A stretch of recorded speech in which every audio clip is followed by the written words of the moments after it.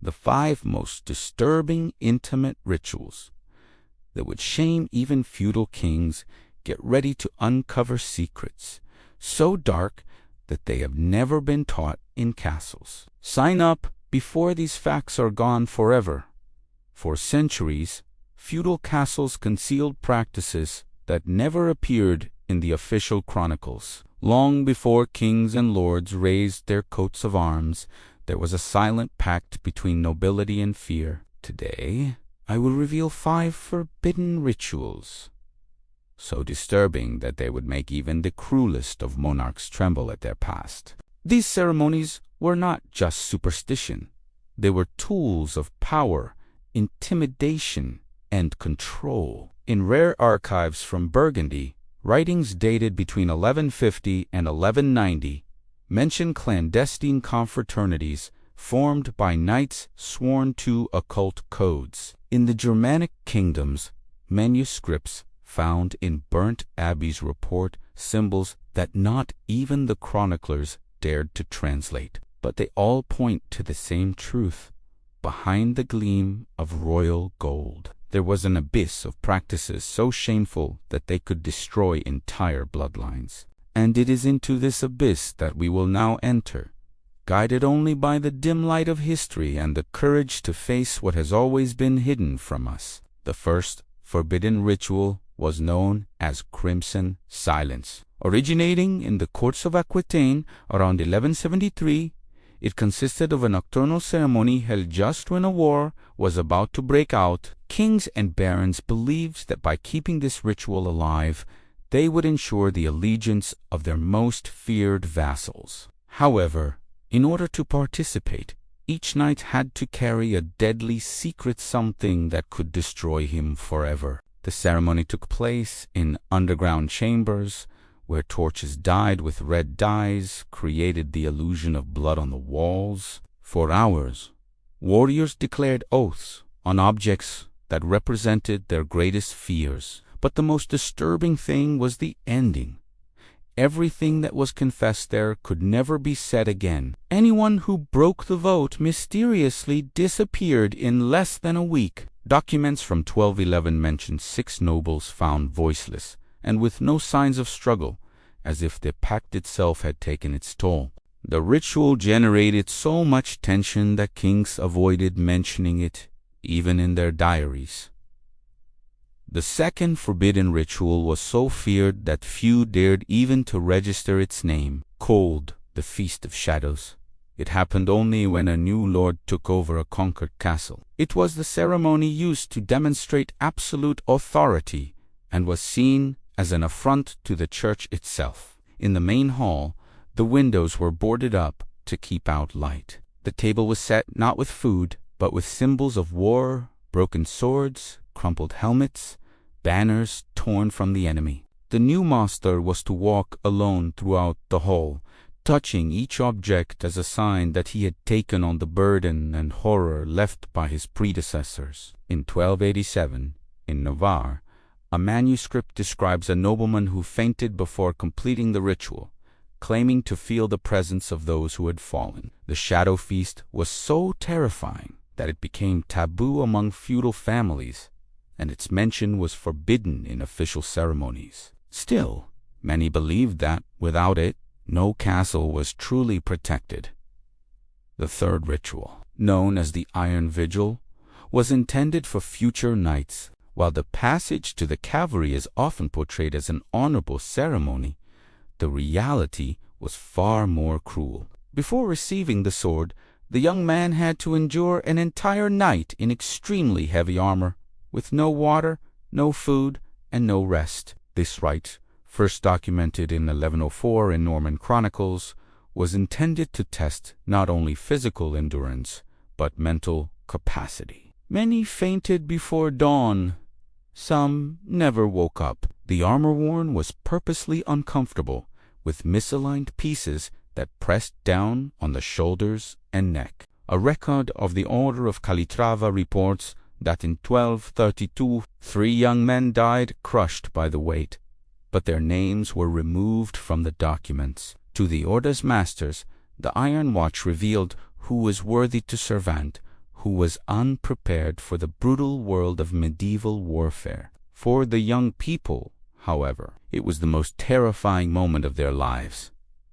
The fourth ritual was known as the Mirror of the Oath, an almost forgotten practice that originated in the courts of Toulouse. Unlike the others, this one did not involve physical pain, but rather a deep psychological terror. Before assuming any official position, whether as divisor or diplomata, nobleman was to stare at his reflection in a silver-polished mirror and answer 3 questions posed by the feudal council. The questions varied, but they always revolved around honor, loyalty, and intent. It was believed that the mirror would reveal, in some supernatural way, any lie told. In 1198, during the war against the county of Foix, reports indicate that a counselor saw his reflection move before him. The event spread panic among those present. The Mirror of Oath was banned in 1306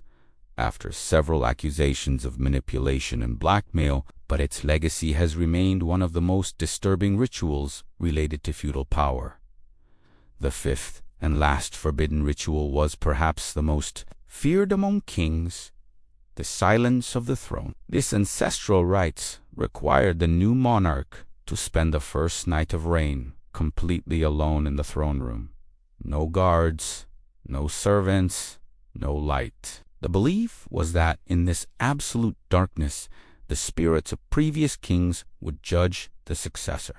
If he were worthy, he would survive until dawn. If not, I would go crazy. The throne room of the castle of Rouen, destroyed in 1418, had inscriptions on the walls that could only be seen when lit by specific torches, something that the king alone would never see. Reports suggest that 3 Norman monarchs completely lost their sanity after this vigil. For this reason, the rite was hidden from official records and replaced by more glorious public ceremonies. But among the older counselors, the silence of the throne continued to be whispered as the cruelest of royal rites. The 5 forbidden rituals have not only shaped centuries of history, but have also left deep marks on castles and the families who practiced them. Many historians believe that these ceremonies were responsible for the extreme paranoia that gripped the courts. Nobles distrusted each other.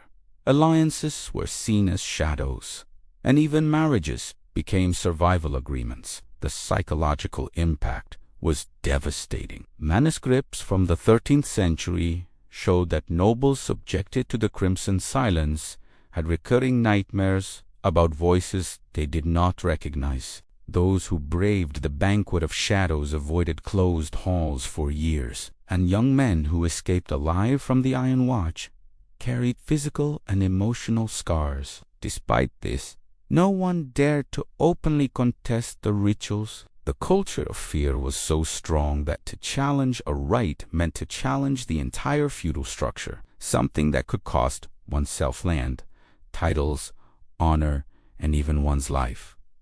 The Catholic Church, although extremely influential in the feudal period, waged a silent battle against these forbidden rituals. Bishops denounced the Shadow Feast as symbolic desecration. Monks of Cluny Abbey attempted to abolish Crimson Silence in 1219, claiming that the practice induced knights to eternal guilt. But overthrowing such deep-rooted rituals was nearly impossible. Many kings used these ceremonies as political tools, strengthening bonds of obedience through fear. The Church, realizing that it faced an almost impenetrable power structure, began to act behind the scenes. Secret reports show that many monasteries collected accounts of the victims of these rites, preserving them as a warning to future generations. In 1294, the Archbishop of Tours recorded that the shameful rituals of the courts will yet survive for many moons before the people recognize their horror. He was right.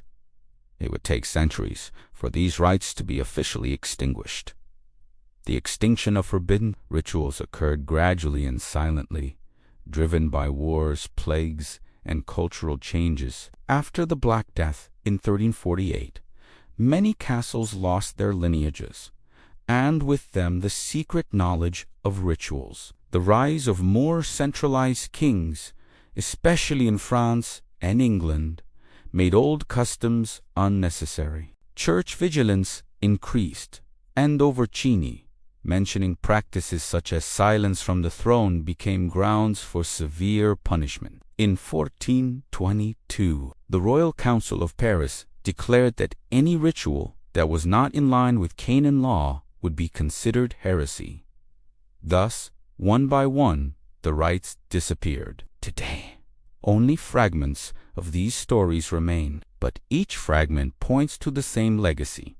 Feudalism was sustained by swords as well as shadows.